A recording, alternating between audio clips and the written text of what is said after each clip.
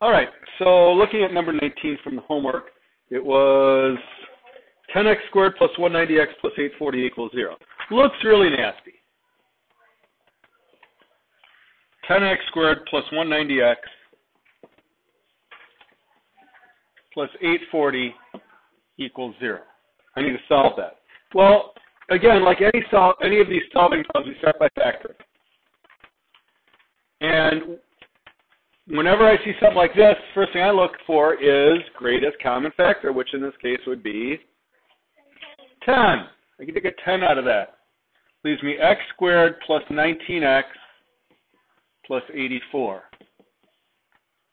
equals 0. That's much easier. We know how to factor that. My product has to be what?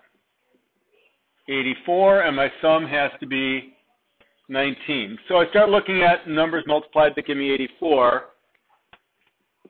and here's the sum of those numbers. So 1 and 84 gives me an 85. 2 and 42 gives me a 80 or a 44. 84 does 3 go into that? No, 4 does. 21 times. That gives me a 25. We're getting closer to 19. 5 doesn't go into 84 to 6. Yeah. How many times?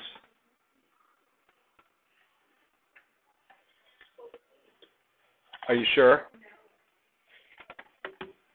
It does. Really? Yeah. Because 6 times 10 would be 60, plus 6 times 4 is 24. 60 and 24 is 84. So 6 and 14 gives me a 20. Okay. Still not 19. Does 7 go into 84? How many times? 12. And there's my 19. Aha. There's my magic number combination of 7 and 12. So this is going to factor into 10. The 10 is still there. And then x plus 7, x plus 12 equals 0. So we factored it. We factored it. Now, we have to ask ourselves, guys, stop talking. We have to ask ourselves, what number would I substitute in here to make this into a 0? What number could I put in for x that would make this term a 0? Negative 7, and what number would I put in here to make that one a 0? Negative 12. So these are my solutions. Remember, the factors are a way to find the solutions or the roots of the zeros or whatever we call them. But the factors and the roots are related. They are not the same thing. Number 25 is the other one that you asked about. And number 25, there was no number 25. That was funny. Okay. How about 23, n squared plus 9n?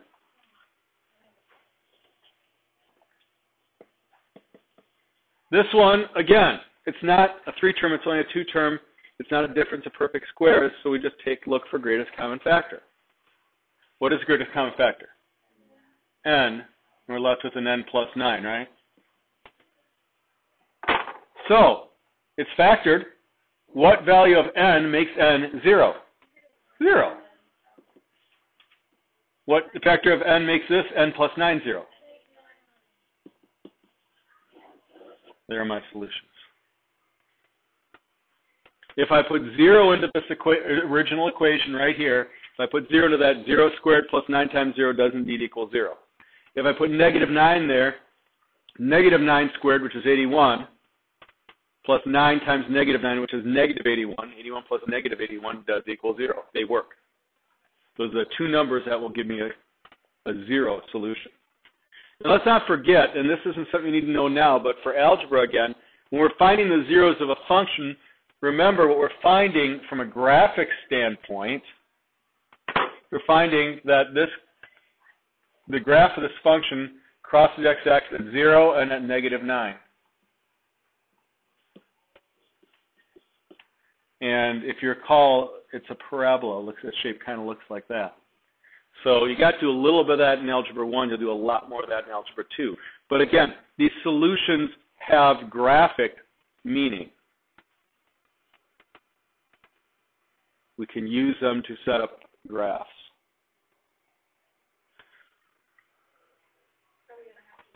Not at this level. I'm just reminding you of the purpose, one of the purposes of doing this in the long run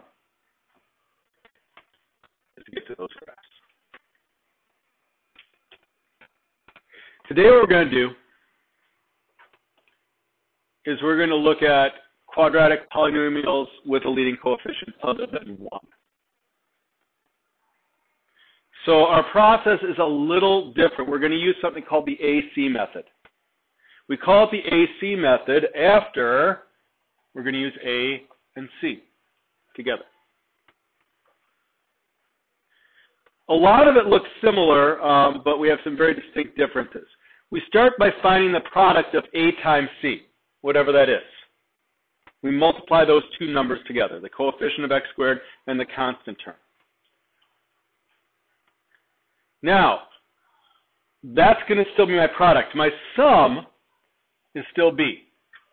So instead of my product just being C and my sum B, now my product is AC and B. Now really it was before too, it's just that A was always 1. When the leading coefficient is 1, it's still AC. It's just that A is always 1. And the sum is still B. So really that hasn't changed very much. We still have to find our magic numbers. The difference is this time our magic numbers don't actually give us our factors right away. Our magic numbers instead tell me, we're going to call our magic numbers P and Q, and they tell me that I need to split that middle term, which was BX, into two terms, PX and QX, whatever those magic numbers are. And it always is going to work that if I actually were to combine these back, PX plus QX, it always winds up being back at B, or it should if I've done it correctly. Then what we do is a grouping method. We actually group the first two terms and group the second two terms. Greatest common factor out here, greatest common factor out here. And then what remains should be greatest common factors again, and we have our factors. It takes more time. It is definitely more complicated than with a leading coefficient of 1. But it does give us a way of factoring polynomials. It's called factoring by grouping. And again, this is definitely something you did in Algebra 1. Absolutely, yes. This is what you did. So let's do a step-by-step walkthrough with a polynomial.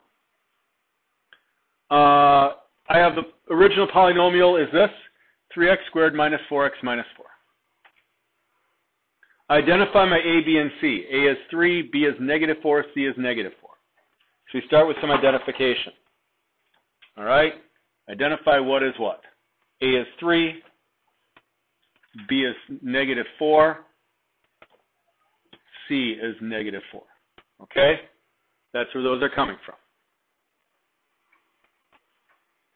So A times C is negative 12 because 3 times negative 4. And B is negative 4. So I need two numbers multiplied that are going to give me a negative 12 and add to give me a negative 4. That's the combination I'm looking for. Well, what numbers multiply give me negative 12? Well, it'll be negative 12 and 1, which should give me a negative 11. Negative 6 and 2 gives me a negative 4. Aha, ding, ding, ding. So that's my magic number combination, negative 6 and 2.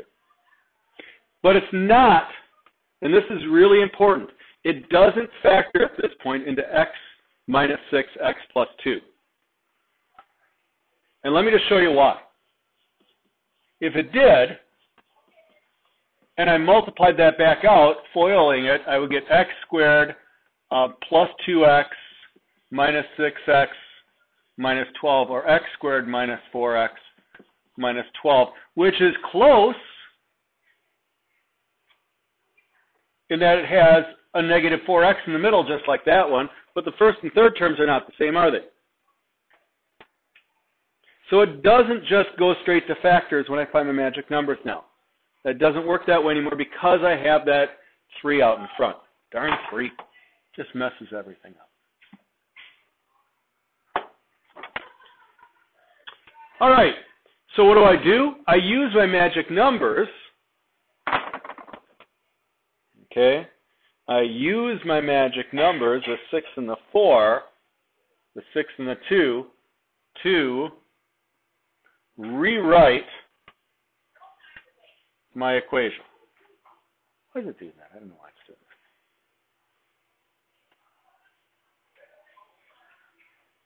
that. Okay? To rewrite my equation. Instead of having negative 4x in the middle, I changed negative 4x to negative 6x plus 2x. Or I could have done 2x minus 6x as well, plus 2x minus 6x. The order really doesn't matter. However, if one's negative and one's positive, we usually put the negative one first, just because it makes the next step easier. So really I have the same polynomial here. I've just rewritten, I've split up that middle term. We now group the first two and the last two. So 3x squared minus 6x and plus, though notice the plus sign here in the middle stays outside the grouping, 2x minus 4. Now, little trick. If this was a minus sign instead of a plus sign, I would have to change a sign inside the parentheses that follow it. Because really, if it was a minus sign, that negative 2, I would have just changed to a positive 2. I have to basically factoring out a negative 1. So that means changing this sign also. So watch that. If you group after a negative sign, you do have to change a sign inside the parentheses that follow it. I then take the greatest common factor out of each set of parentheses. So the greatest common factor here is a 3x, leaves me an x minus 2. Greatest common factor here is a 2, leaving me an x minus 2. Notice now that these are the same. Here's a little error check for you. If they are not the same, you've made a mistake. Go back and check again. They have to be the same. Because those become my common factor now. Whoops. Switch back to a narrow one. Okay. Those become my common factor, x minus 2, and we're left with 3x plus 2 for my other factor. And I factored that polynomial. It is significantly more work, but it's a process that does work. And once you kind of get the hang of it, and it's going to take practice, especially if you don't remember it from last year, you're going to have to spend a lot of time practicing this and really being very intentional about what you're doing, which means paying very careful attention to everything that you do and making sure each step is right. But eventually, you get through it, it becomes kind of automatic. So let's try a couple. Whoops. Undo. Forward. All right, we'll do that then. All right, let's factor 3x squared minus 10x plus 8. First thing we need to do is identify my product and my sum. My AC is 3 times 8, or 24. My sum has to be negative 10. So my product is 3 times 8, or 24. My sum is negative 10. What two numbers multiply to give me 24, add to give me a sum of negative 10. Negative 4 and negative 6. Okay, we found it right away. Aha. Those are my magic number combinations. Now, it doesn't factor x minus 4, x minus 6. It means I'm going to change this negative 10x into a minus 4x minus 6x. And it could have gone the other way. It doesn't matter. Because negative 4x minus 6x is still negative 10x. Bring down the 3x squared. Bring down the 8. I've now got a 4-term polynomial, which is what I want. I'm going to group it. First 2, second 2. However, I grouped after a negative sign, because this sign in the middle is always grouped around. We don't put that in the grouping. So I have to change this from plus 8 to minus 8. And again, it's like I took the negative off the 6. 6 went from negative 6 to positive 6. So the positive 8 has to go to negative 8. It does not affect the parentheses before it at all. Negative 10 does not affect the parentheses before it, only after it. Now I take out the greatest common factor here. What's my greatest common factor to 3x squared minus 4x? X. I'm left with a 3x minus 4 minus its common factor here. What goes into 6x and 8? 2. And it leaves me 3x minus 4. Aha, these are the same. So 3x minus 4 is my common factor, leaving me x minus 2. And I factored that polynomial. It looked like a lot more steps than we did it the first time. So really, it's not that bad. We have a little guessing and checking on the product sum, but once that product sum is done, it's just mechanical. 6x squared plus x minus 15. What's the product going to have to be? Well, 6 times negative 15, which is, anyone? You got calculators. This is not a spectator sport. You should be taking notes, writing along, working along. Negative 90. And my sum has to be 1. What two numbers multiply to give me negative 90 and add to give me 1? Well, it's a negative product, so I have to have different signs. So negative 9 and 10. Negative 9 plus 10 is indeed 1. Yep, that's my magic number pair. So I'm going to take the middle term plus x, I'm going to turn that into minus 9x plus 10x. Because if I recombine them, I'm just going to get plus 1x, right? Bring down the 6x squared, bring down the negative 15. I group. This plus sign does not go in the grouping, but it's a plus, so I don't have to change anything. Common factor here, 3x, leaving me a 2x minus 3. Common factor here, 5, leaving me a 2x minus 3. Common factor here is 2x minus 3, leaving me 3x plus 5.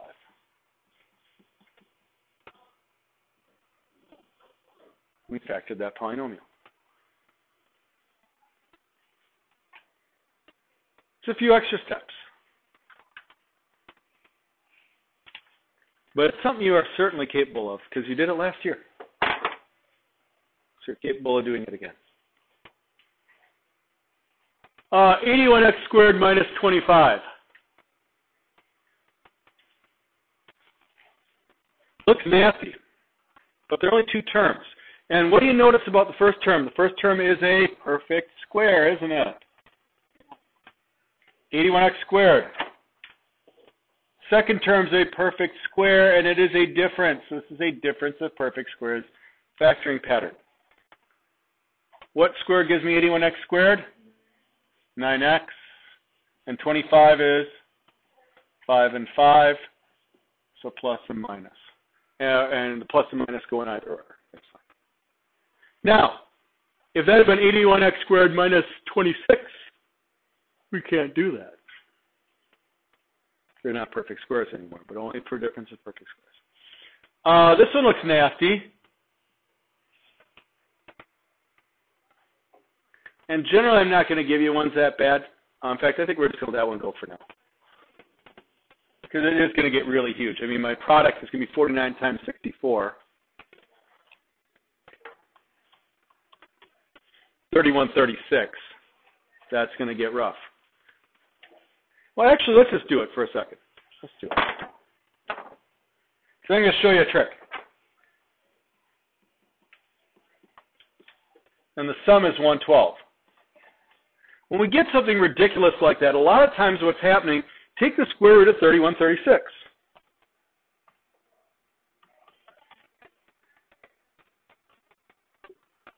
What is it? Square root of 3136. 56. What's 56 times 2? What's 56 plus 56? Oh.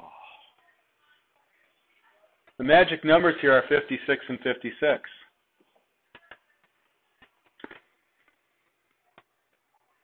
So when you get big, huge numbers like that, that's one thing to try. The product got massive, but gosh, it's a perfect square. I checked that with my calculator. So this is going to be 49z squared plus 56z plus 56z plus 64. We group it. Common factor here is 7z, leaving me 7z plus 8. Common factor here is 8, leaving me a 7z plus 8. So I get 7z plus 8 for the common factors, and I'm left with another 7z plus 8. See, it came out special. It's called a perfect square trinomial. And so you might remember that pattern, you might not. But again, if the first and last terms are perfect squares, and the middle term is the square root of each of them times 2, that's the pattern. And that's kind of a tough pattern. But you could see some of that. How about 3x squared minus 300? What's the first thing we look for a perfect factoring problem? It is greatest common factor, which in this case would be 3, leave me x squared minus 100. Oh, and that's the difference of perfect squares. So that's 3x plus 10x minus 10. Negative 7t squared minus 63t, what's the common factor?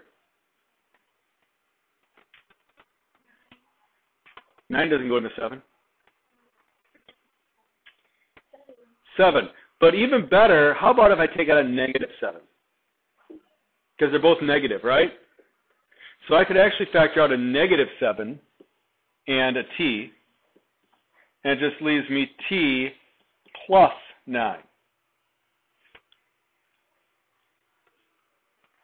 So I factor the negative out of there. So if both the terms are negative, oftentimes I'll factor out a negative. Just to leave myself with something, a polynomial with positive coefficients. The next obvious step is solve the equation. We're solving the equation, we're basically doing the same thing. We're just factoring, it's just that then we're figuring out what each term is. So here, we're going to factor.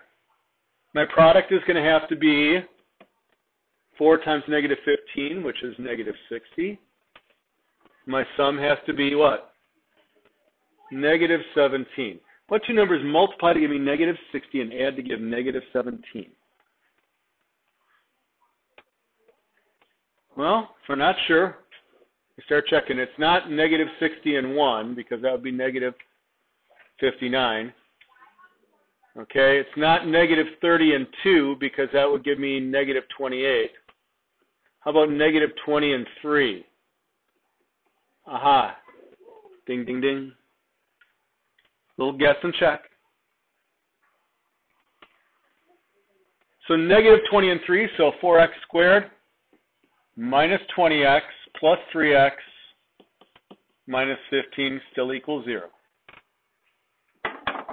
We group it. Group with that plus sign in the middle. Common factor, 4x, leaving me an x minus 5, plus, because that plus comes down, common factor here, 3, leave me an x minus 5, so I get 4x plus 3 times x minus 5. Now, x minus 5, and again, equals 0 the whole time. I have to multiply these two things together to equal 0. What number would I put in for x here to make this 0?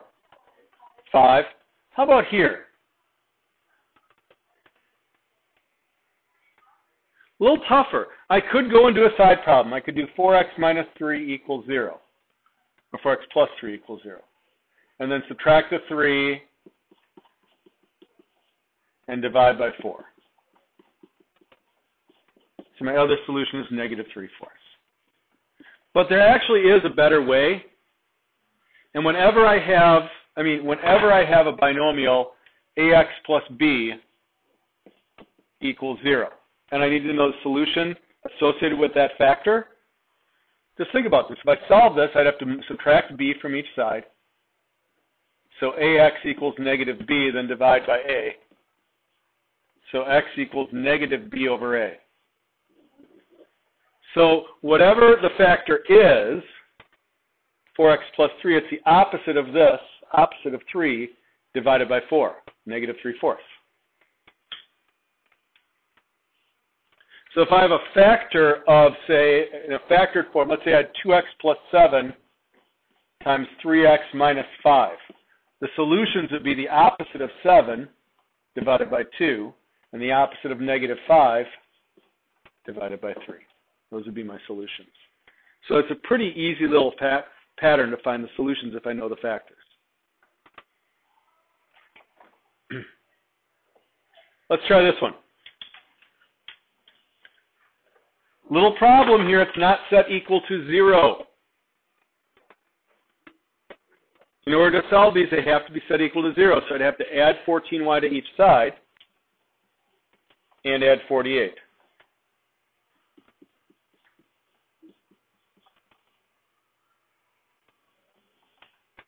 So I get 3y squared plus 26y plus 108 equals 0. Now I'm going to have to factor that. Well, it means that product is 324, and my sum is 26. Now, yeah, those are bigger numbers. Oh, well. They're both positive, so that's going to make it a little easier. So I get my calculator out. 324. I know it's not 324 and 1, so what's half of 324? It's 162. So it's 162 and 2. No, that doesn't work. So 324 divided by 3. 108. That still gives me a 111. That's too big. 324 divided by 4. 81. That gives me an 85. Still too big. Keep going. 324 divided by 6. 54. That gives me a 60. We're getting closer. 324 divided by 8. Nope. 324 divided by 9. 36. 45. We're getting closer to that 26. 10 doesn't go into 12. 27. That gives me a 39. 14. No. 16. Nope. 18. 18 and 18. It's 36. Oh, this is supposed to be 36. Ah! I had it wrong. Yay, but we found it, didn't we?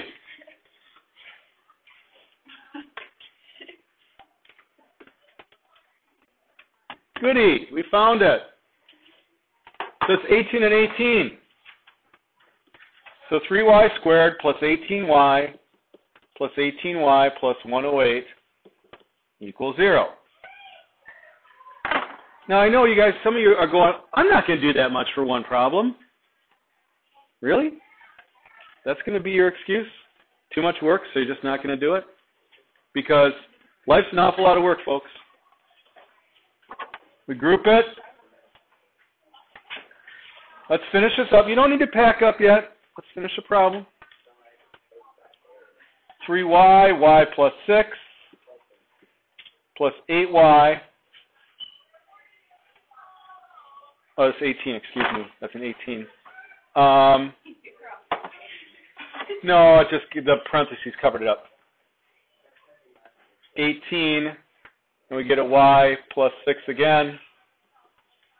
So 3y plus 18 times y plus 6. So negative 6 and negative 18 thirds, which, by the way, is also negative 6. Negative 6 and negative 6 are my solutions.